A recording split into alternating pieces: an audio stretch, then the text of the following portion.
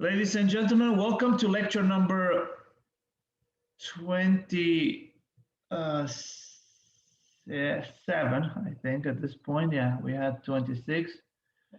Anyway, the number, I keep forgetting the number, but it's not that important. What's important is that today we're going to cover the most important topic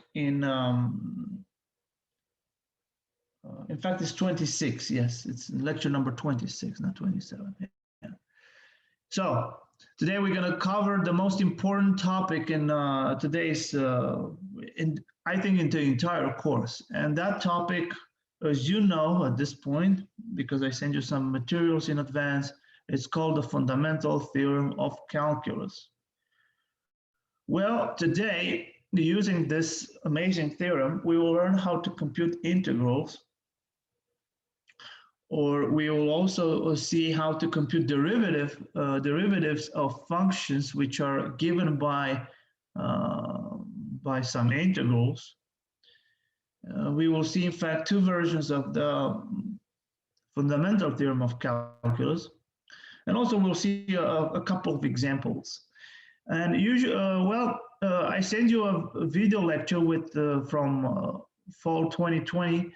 And in that video lecture, there are two lectures combined. So what we will cover this week, today, what we'll cover today and next Monday.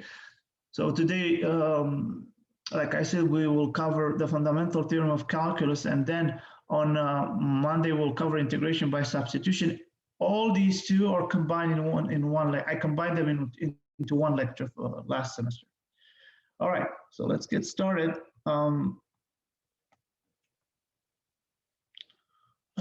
So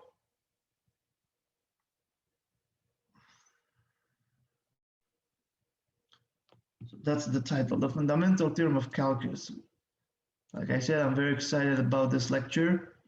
This is a very important lecture. And you'll see, well, so at this point, up to this point, we have done integrals. We have computed integrals the hard way. Well, as you have seen last time, we estimated the integral from 0 to 1 of x squared dx, and we have seen that we using the left sum, left Riemann sum or whatever, we have estimated that that integral is 1/3. In fact, that's the exact value. You will see that that will follow easily from the fundamental theorem of calculus.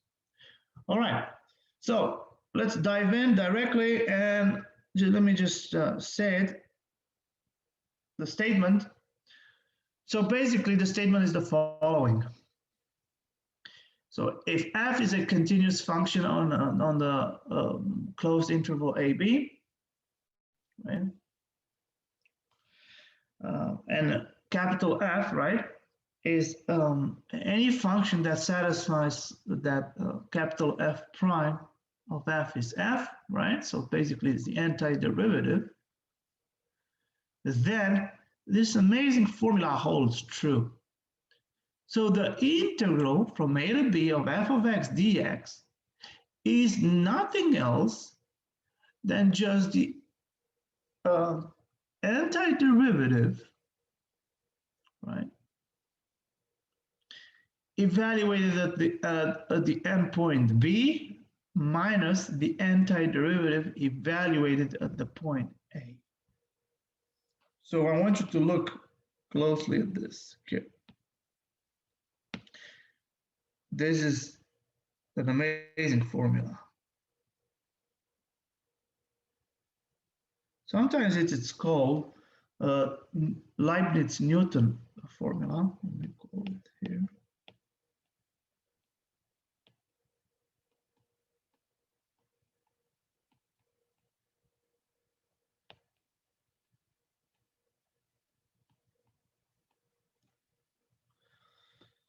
But also you can say that that difference, f of b minus f of a, can be written as the antiderivative f of x from a to b, or some, right? So in other words, let me just rewrite the fundamental theorem of calculus in the following way. So you can say that the integral from a to b of f of x dx is the antiderivative f of x, and you put this bar here, from a to b, which is nothing else than f of b minus f of a. That's the most amazing formula you will find.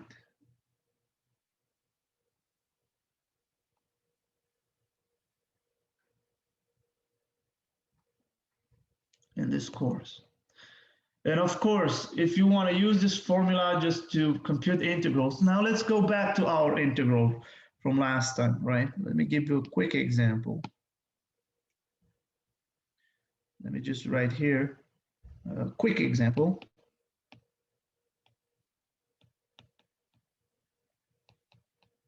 Remember that we estimated that integral. So, and in fact, I'm not going to estimate it this time. I'm going to say just evaluate the integral from 0 to 1 of x squared dx. So as you can see in this case, right?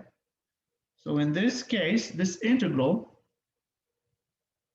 well, this our function, so in our case, f of x is x squared. And now I'm going to ask you, what is the antiderivative of x squared? So what is that function that whose derivative will give me x squared? So what is the antiderivative? F of x. What is it? Can you tell me? No, that is the derivative. I'm asking about capital F of x, the antiderivative.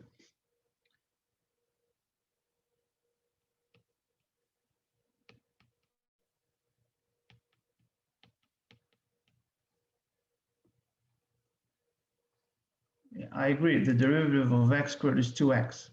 But the antiderivative, exactly. So like Dylan says, it's 1/3. So f of x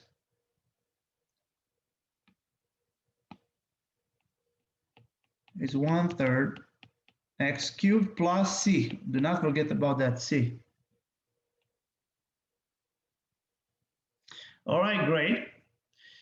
Usually that's how you write the antiderivative, but in this case, as you can see, is just from a to b, right? So you're going to write it in this way. So you're going to write it as 1/3 x cubed, right? You will forget about that c from 0 to 1. So you're going to say that this is nothing else than just 1/3 times 1 cubed minus 1/3 times 0 cubed. And this would be nothing else than just 1/3. So the value of this is 1/3. And if you go back to our and if you go back to the previous lecture, you will see that that was the exact value. Wow, so fast, you see. And we worked so hard to find this value. But anyway, let's see another one. Another example here. And I want you to do this by yourself. What about if we want to evaluate the integral from -2 to 1 of 4x dx? What about this one?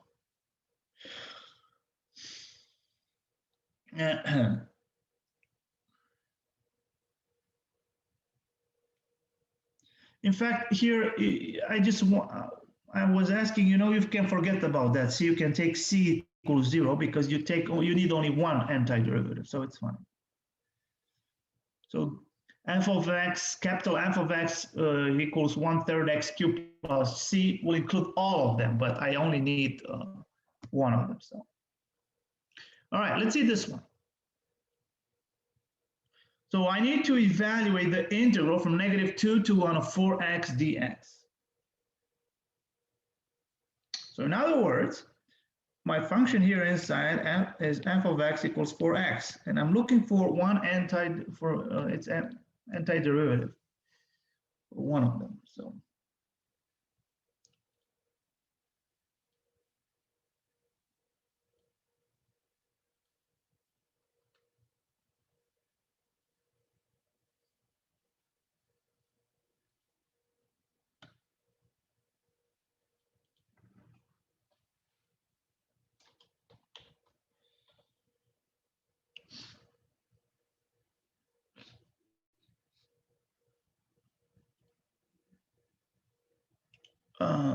let's see. So exactly. So yes.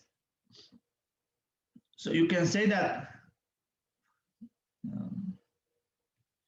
f of x equals, like Frank said here, exactly, it's 2x squared. Great. All right.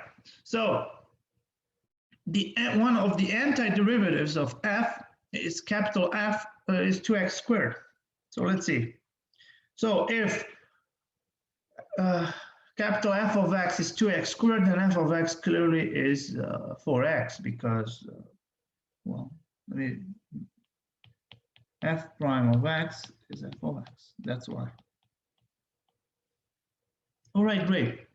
And now we're going to use the fundamental theorem of calculus. So this guy, this integral here, from -2 to 1 of 4x dx is nothing else than just, well, our antiderivative, which is 2x squared from -1 to 2. In other words, what I've done here, so this is, here I use the fundamental theorem of calculus.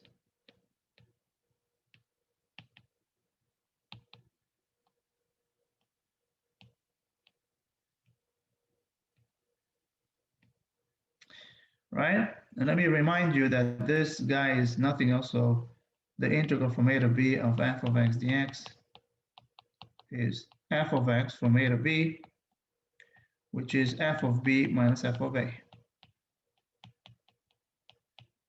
All right. So this will be 2x squared from -2 to 1. And now I'm just going to replace it from, it will be 2 times 1 squared minus 2 times -2 squared. And this will give you, anyway, this is just some simple basic algebra, and I'm sure you can do this by yourself. It will give you -6. So that's a very simple integral to compute. You can easily see the antiderivative, right, of our function of 4x.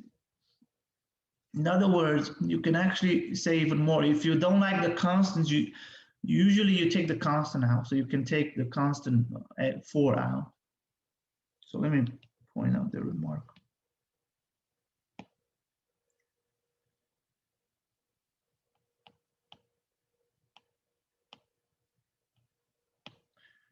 Also, we can write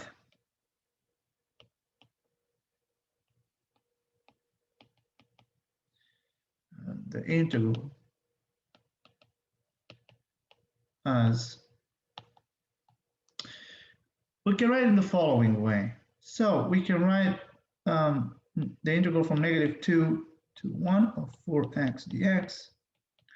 And now I see that I have a constant 4, so I'm going to take the constant out, right? I have this guy here. Look at this guy here. So this will go in front of the integral. So this would give us 4 times the integral from -2 to 1 of x dx. So you can say that this is 4 times, and now this integral will be x squared over 2 from -2 to 1. And this would be 4 times, you can also write it in this way, it's 1 squared over 2 minus -2 squared over 2, which will give us, if you want, 4 times 1/2 minus, so this guy will be -2.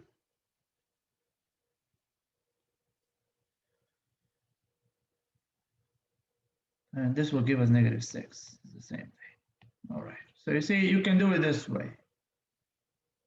So instead of you dealing with those constants inside the integral, you better take them out. So I think you can. Life is just easier this way. So when you try to compute something, you try to make first your life easier, as the easiest possible. So that's what I would suggest to do. All right. All right, great. So this is an example. And like I said, let me go back to the fundamental theorem of calculus, because at some point I will discuss let's say a second version of this. And but before we go into that, let me do another example. I want you to look at this, because we can also formulate, so this example 2, whatever, this is example 1. So we can also formulate problems in this way. So we can say that find the area under the curve of this function, y equals, of this curve, y equals cosine of x.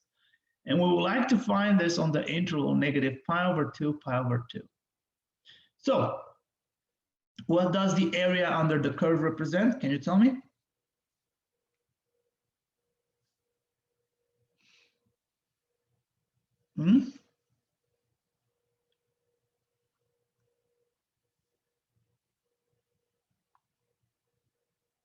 What did we say?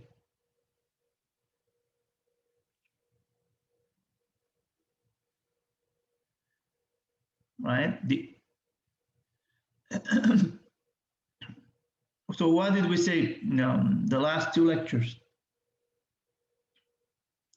That the area under the curve y of a function, right, bounded by the x equals a and x equals b is what? Is nothing else than just the integral, right? So in other words, on this, so it's bounded by π/2, π/2. In other words, we are interested in finding this integral for -π/2, π/2 of our function cosine of x dx. That will be our area.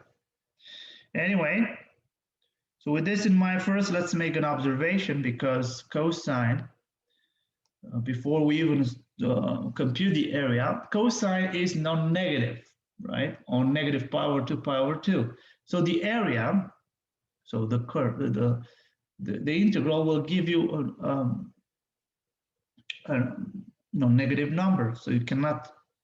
So again, remember, if I have a function which is non-negative or positive on a certain interval, then its integral has to stay the same way. So there is no way you have a function which is non-negative at every point on in a certain interval, and then its integral to be negative. No, that's not going to happen. So in this case, our function cosine of x is non-negative on -π/2, π/2. So its integral, when we want to compute the integral of cosine of x, well, guess what? It will be non-negative. But we're not interested in just that. We are interested in even more. So we would like to actually compute the integral. All right, now I would like to ask you one thing. So what is the antiderivative of cosine of x? So what is that function that whose derivative will give me cosine? Pay attention, I'm not asking for the derivative of cosine. I'm asking for the function whose derivative is cosine of x. So what is it? Exactly, so it's sine of x. All right, so here I use the fundamental theorem of calculus, right? I'm going to abbreviate from now on FTC, so that's the fundamental theorem of calculus, right? And why? So the integral from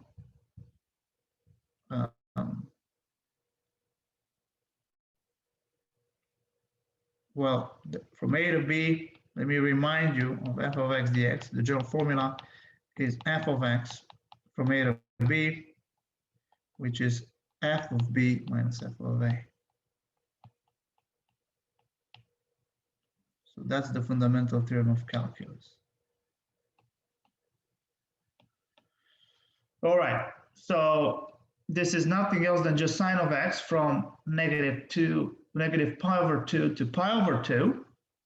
Well, and now we just have to plug it in and to evaluate. So this will be sine of pi over 2 minus sine of negative pi over 2. Well, guess what? Sine of pi over 2 is 1. Sine of negative pi over 2 is negative 1. So it will be 1 minus negative 1, which is 1 plus 1, which is 2. So that's the result. So it's 2. Of course, 2 is a positive number, so you don't have any problems. All right. So that's example 2. Let's see another one. We'll see a bunch of examples today. What about this one? Example 3. So this will be a little bit more complicated. So I'm interested in this evaluation. So what I would like to do is to evaluate the integral from 4 to 9 of 1 over square root of x plus x. So that's my function f here. So this guy here is f of x. And I would like to evaluate this.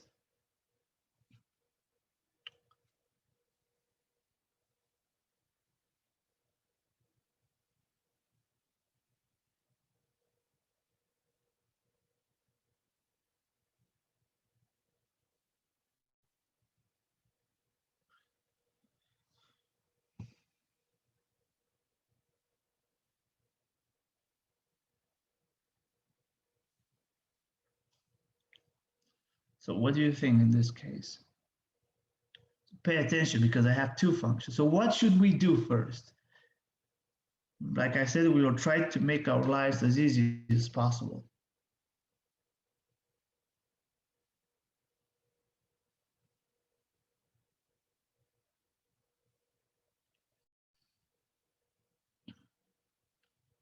Well, what should we do first?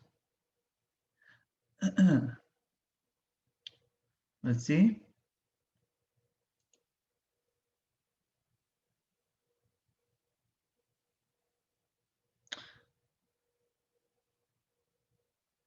I'm not sure if I understand your question exactly. Eshan, I don't think I understand your question. What do you mean, like? You have two functions there. So f of x is the sum of two functions. So let's just say this f of x is like a g of x plus h of x, where g of x is 1 over square root of x, and h of x is x.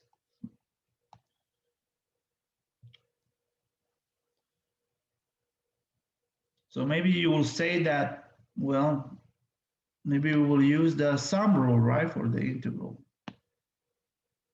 Remember the integral from a to b of g of x plus h of x dx is the integral from a to b of g of x dx plus the integral from a to b of h of x dx. All right, so we have to use the sum rule.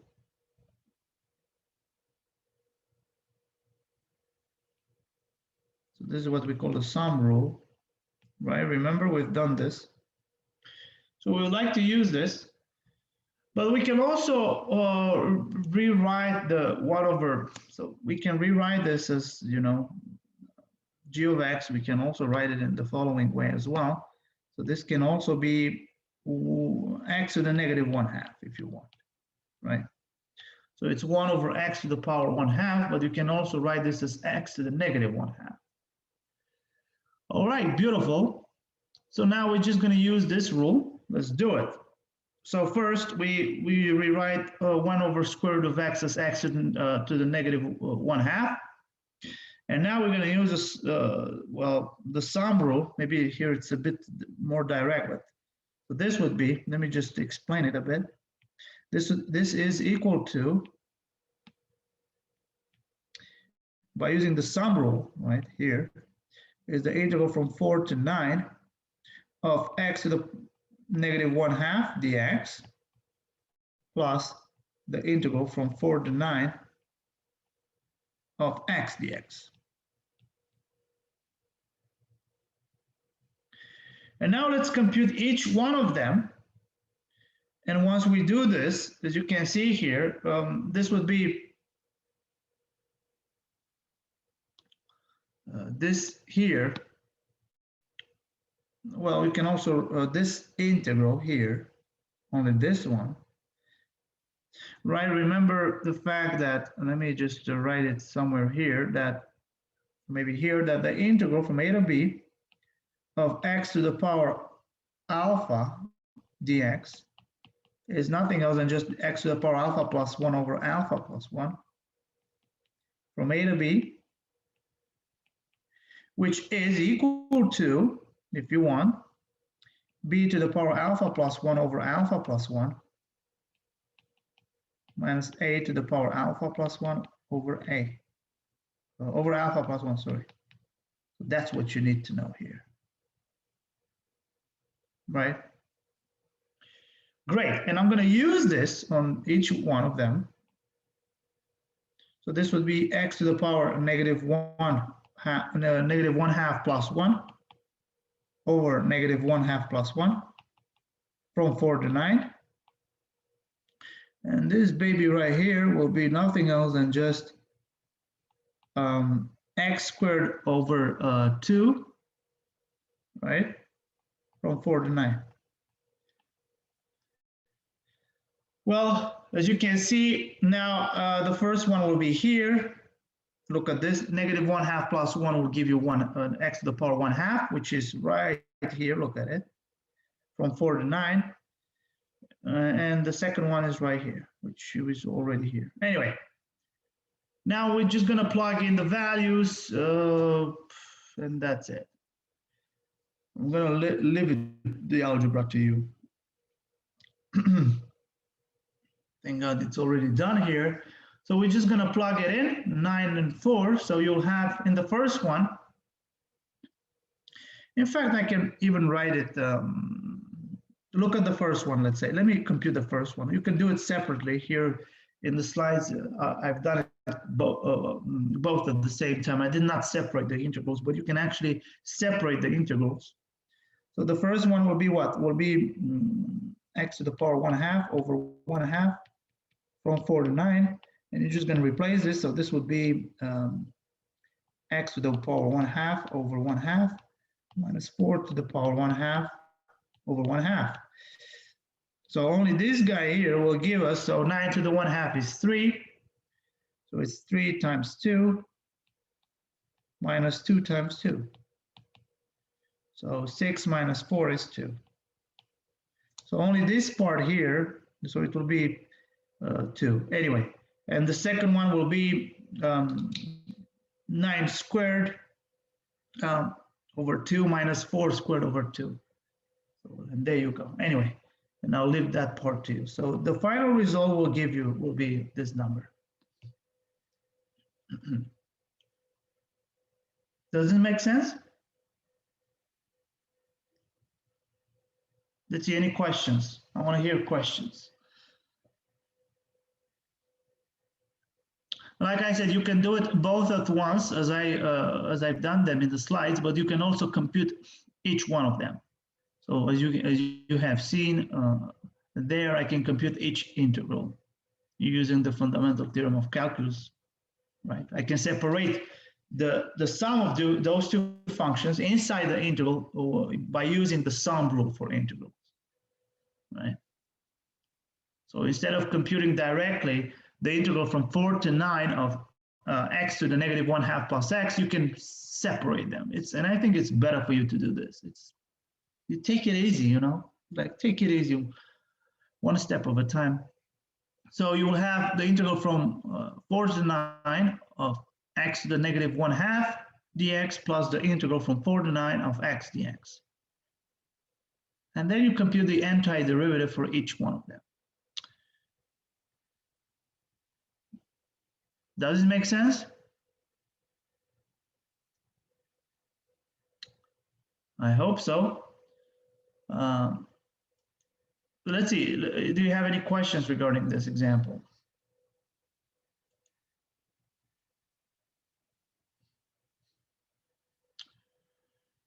Okay. All right. If there are no questions, let me veer towards the second, well, let's say, version of fundamental theorem of calculus. I won't say the second version, but anyway, it's the second fundamental theorem of calculus. And the second has the following statement. Look at this beauty here.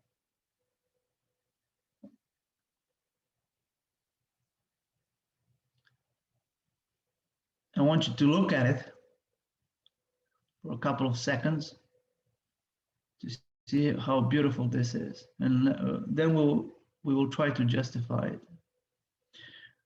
Okay.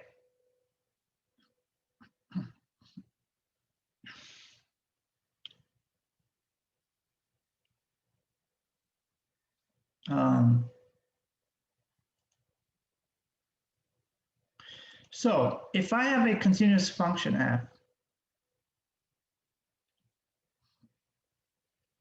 on a closed interval ab, then guess what? If I want to compute the derivative of this integral, so if I want to compute the derivative with respect to x of the integral from a to x of f of t dt, this will be nothing else than just f of x. Wow. So I go back to my initial function. So let me rewrite this a bit. So this is, or equivalent, you can write this as the integral from a to x of f of t dt prime is nothing else than just the initial function f of x. So that's what you want, the second version. In fact, this is a consequence of the fundamental theorem of calculus, if you ask me. But anyway, if they call it the second fundamental theorem of calculus, let's call it this way. So that's what you need to know. And now let's justify this a bit. Why is that?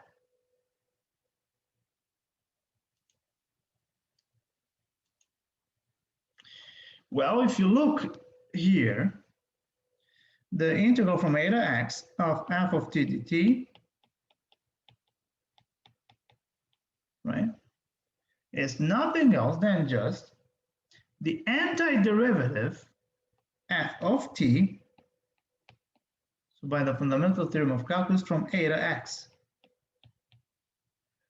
right? So this is the antiderivative.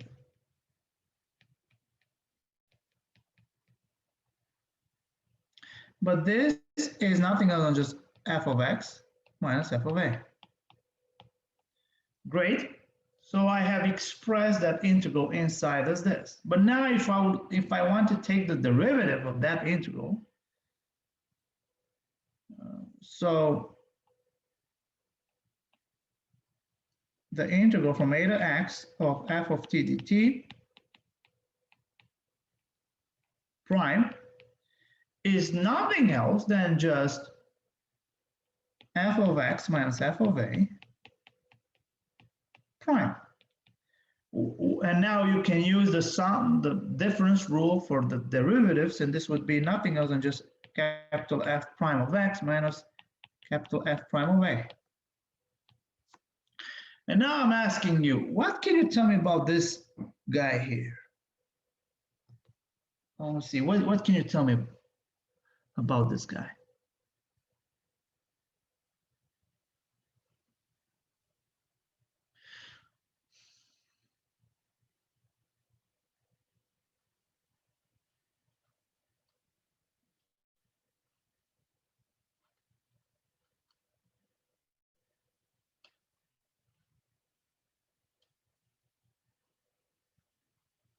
What can you tell me? Be careful. F of a is something there. What can you tell me about the, first of all, before we even, f of a, capital F, evaluated a is what? It's a what? It's a constant, right? And what is the derivative of a constant? Is 0. This guy just vanishes. And this would be nothing else than just capital F prime of x, but we know that this is being the derivative, antiderivative is f of x, and that's it. So that's the justification. So basically I call it as this is a consequence of the fundamental theorem of calculus. So that's why. Does this make sense? So f of a here, let me just say it, f of a is constant. So any function you evaluate, the point will give you a point, a number, right? You take any function, you evaluate this as a number, will give you a number. Well, great. So f of a is a constant, the derivative of a constant is 0. So that's it. I want you to look at this. This is, again, very important. And we will use this second version of the fundamental theorem of calculus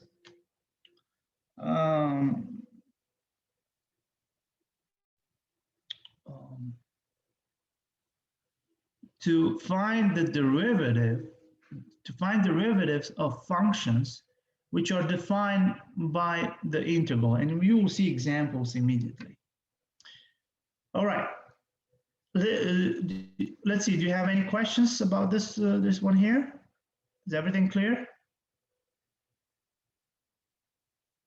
Okay, well, let's see the following example. So example 1.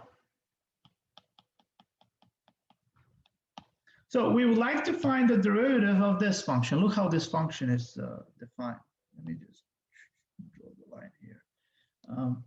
So this function, f of x, and I would like you to pay close attention to this one here. So f of x, capital F of x, is nothing else than just the integral from 2 to x of that function inside. And let's call this f of t here.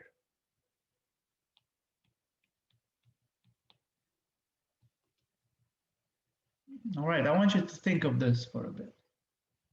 Pay attention now. I want to find the derivative of this. So what can you say? Give me 1 second.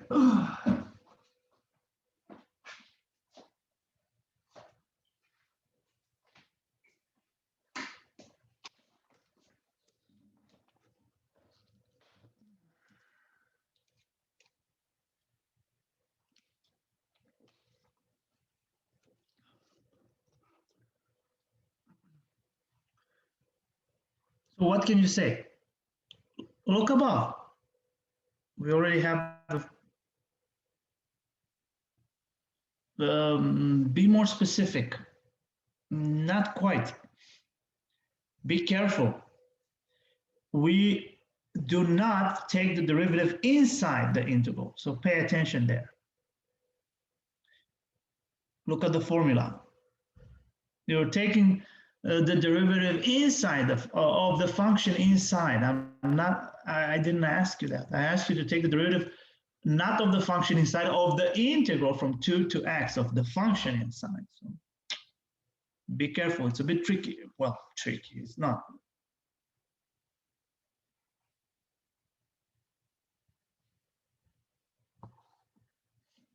You just have to look carefully at the formula. So, what is it? So, you see, the derivative of f is the derivative with respect to x of that integral. And what did we say? We said that this guy here, right, is what? Is a function inside, right? Look at the formula here. Look at it. No. Look at it here. The derivative with respect to x of the integral from a to x of f of t dt is nothing else than just f of x. So it's the function inside, and then you evaluate it at x. So basically, this would be what? Should be the function inside, right? So it will be f of x, right? So this would be f of x. And in our case, f of x, do not, here it's f of t. So f of x is the function inside, which is x squared minus 4x, and that's it. You understand? That's it. So it's the function inside. All right, so that was a simple example, simple situation. What if now, let me give you another example. So we would like to find an example 2. We would like to find the derivative of f of x, capital F of x, is the integral from x to 3, and I would like to pay attention here, of secant squared of u du.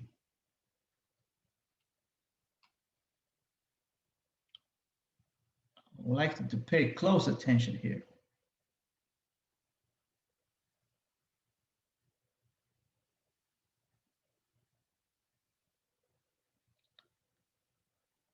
I want you to keep in mind that, let me write it here. Oh my. I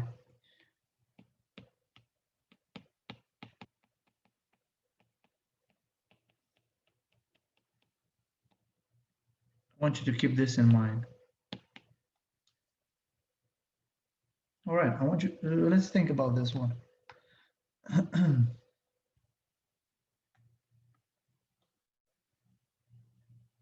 Secant squared of x times 3, right? Oh, I don't understand that, Sabrina. Secant squared times 3 or secant squared of x?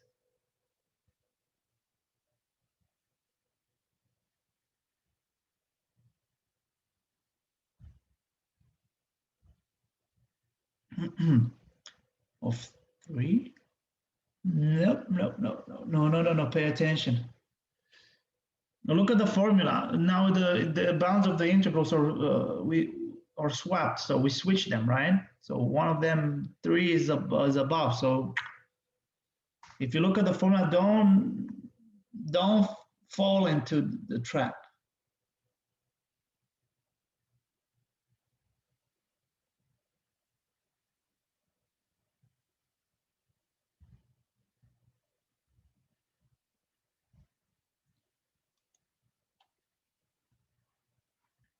You see, you can write this integral here.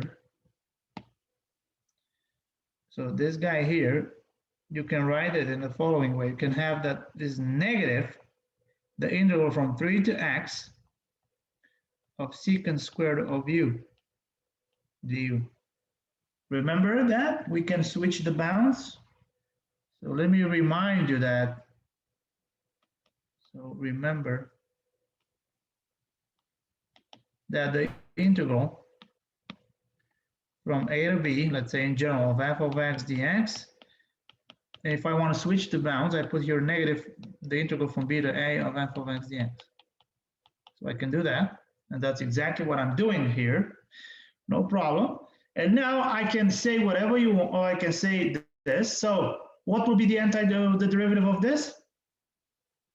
So I can write it in this way, and I'll take the negative in front of it. You see? I'll have here the negative that you see here. And now with this guy here, I can easily do whatever I want, basically. I can apply this formula. So this would be nothing else than just a negative secant squared of x, sorry. And that's it.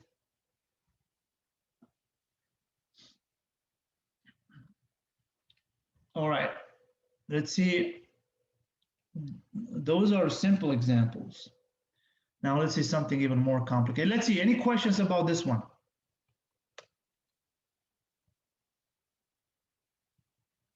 Sabrina, is it clear now? With that negative there?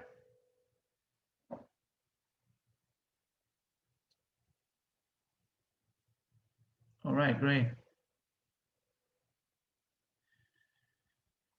Okay, I see a question here, that's great. So Zach says, why do we make it negative again? Well, look, you see the bounds? Look at the formula. The formula, the bounds are, so a to x.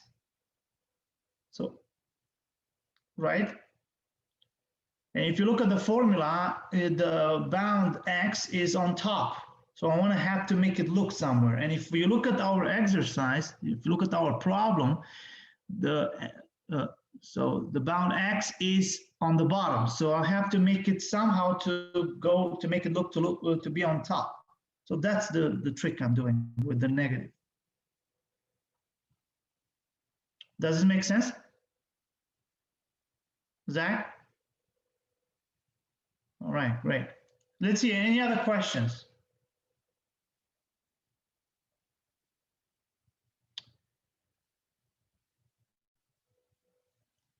Like I said, it's a very important topic. I don't want to move further unless you guys understand what's going on here. So let's see another question. Yes, exactly. To switch the bound so I can have x on top. Oh, yeah, exactly. Yes. When you compute, okay, let me tell you the philosophy here. So, and you'll see more complicated examples. In fact, the next one will be a little bit more complicated, and you will see why. So first, when you have to find the derivative of a function which is given by some integral, you have to look at the bounds. How are the bounds? Where is x, right? Because look, you're asked to find the derivative. You see, with respect to x. Look, x here, x here. So you're always looking for x. I didn't ask you to find the derivative of f of x. So you always look for x. X is your variable there, because you're taking the derivative with respect to x. But then you look at this formula here, and you will say, like, where is my x here? Because I'm interested with in the derivative with respect to x. Well, x is here on top. Well, maybe I should, and I can apply this formula. So maybe I should make it, if I go back to my integral, maybe I could make it look like that. So that's what I'm trying to do. Anyway, that's the philosophy in general. And now let me do even a harder one. And I want you to look at this mess here. So this is example number 3.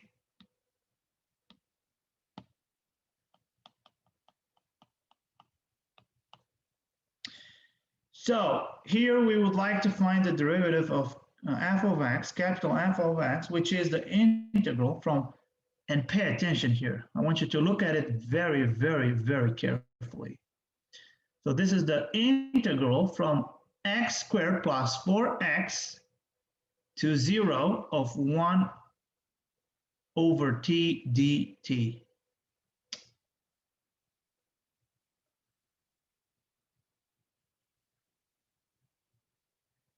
So, what do you think? You see, it's not x anymore downstairs. It's x squared plus 4x.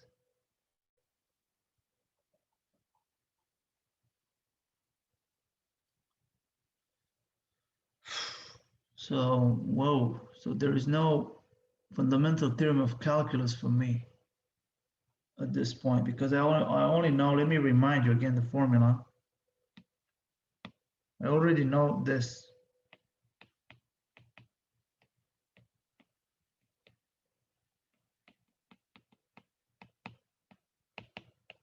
Right?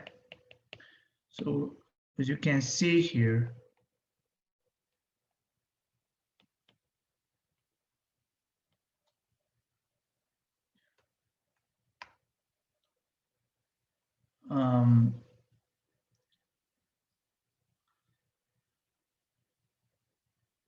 the bounds of the integrals are from a to x, but here you see the bounds. Look what I'm asking. So I'm asking to find the derivative with respect to x, but here I have, look at this mess here. It's x squared plus 4x. Whoa. So what should we do? You know, it's kind of disturbing to have something like that. So maybe we should do something. Well, why not do a substitution? Maybe we can make our life easier. So maybe we can just rewrite that x squared plus 4x. Maybe just let it be equal to something, to u. So that's what we're going to do. So we're gonna perform this substitution. U equals x squared plus 4x. But first, before we even think of that, so let's, so f prime of x is nothing else than just the derivative with respect to x of that integral, the integral from x squared plus 4x to 0 of 1 over t. So keep in mind that my function here inside,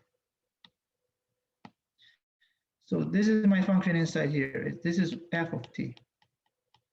But you see the bounds are crazy. Well, this, upstairs, I have no problem, it's 0, but downstairs, it's crazy. It's x squared plus 4x. So I have to get rid of it. Great. What I can do is I can perform this substitution here. U equals x squared plus 4. Well, beautiful. Let's do that. And here we go. So now, once we perform this substitution, we have to be careful here, right? Because at this point, I changed my variable.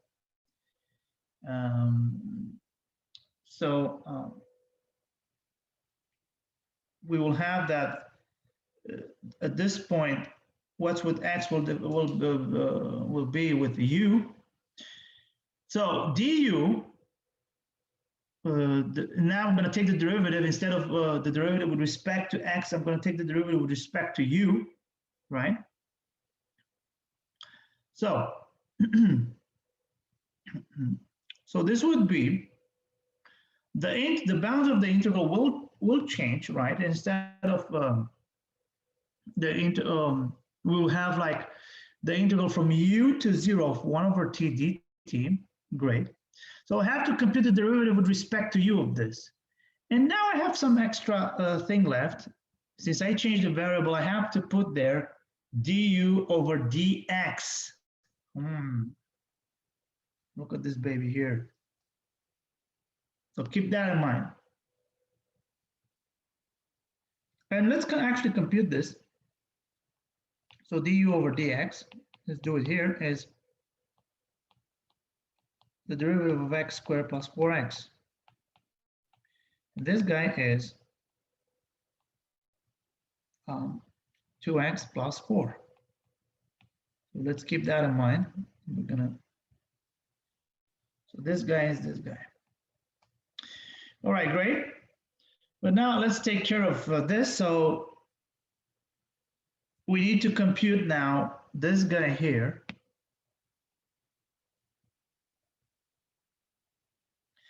And again, since you see the bounds are switched, so we want to swap the two. So we will have that this will be negative d over du of the integral from 0 to u of 1 over t dt. As you see here, right? You see the negative. Look at it here. And now my integral looks just the way I want it to look. And now I can use the fundamental theorem of calculus on this one. So it's just 1 over u, negative 1 over u times du over dx. But I know who u is. Keep in mind that u is this guy here. Do not forget that, because I would like to go back to, so I'm doing this substitution, this u sub, so that I can go back to x. So u is x squared plus 4x. So I'm putting it here. So you see this is u here, and this is the u prime of x. And that's it. So the function will be negative, let me write it again, 2x plus 4, everything over x squared plus 4x. So that is the derivative of my function, right?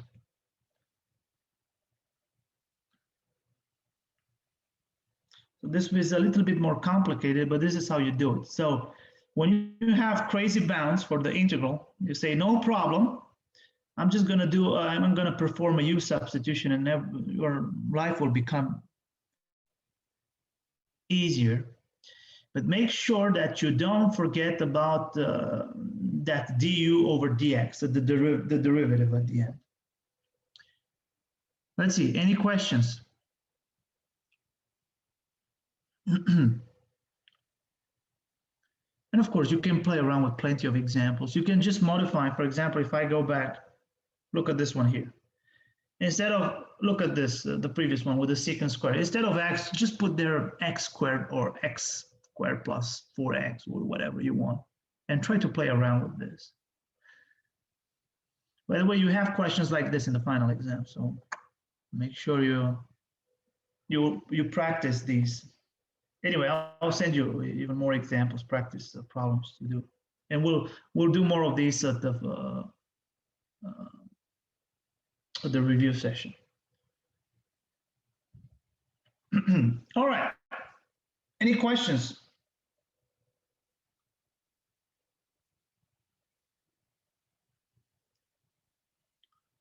Okay, great.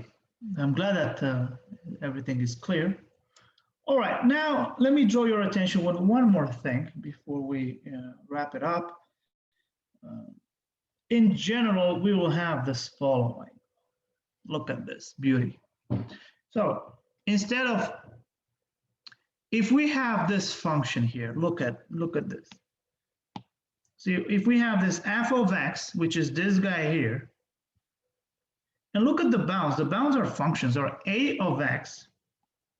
So this is the most general situation, and b of x. Then the derivative is given by this guy here. So it's f evaluated at b of x times b prime of x minus f evaluated at f of x times a prime of x. Wow. So basically you can go and compute, for example, I'm going to give you an example, homework for you. Find, let's say, f prime of x, where f of x, I'm going to give you something a little bit crazy, let's say, the integral from x, pay attention here, to x squared plus 2x of t squared plus 3t dt. So I'm going to leave this homework to you. As you can see now, you have all the ingredients you need for that, for you to use this formula here. So you can identify f of t, in our case, is t squared plus 3t. A of x is what? Is x, and b of x is x squared plus 2x. Anyway, and then you can just play around. So just let me write the bit. So f prime of x will be what? Will be f of b of x. So it will be f of b of x, right? So I'm going to replace x squared plus 2x squared plus 3 times, instead of t, I'm going to put b of x squared plus 2x, times the derivative of b prime of t, so times x squared plus 2x prime, great, minus, and now, so this part here, only this part, this was f of b of x times b prime of x, and now minus f of a of x, so it will be x squared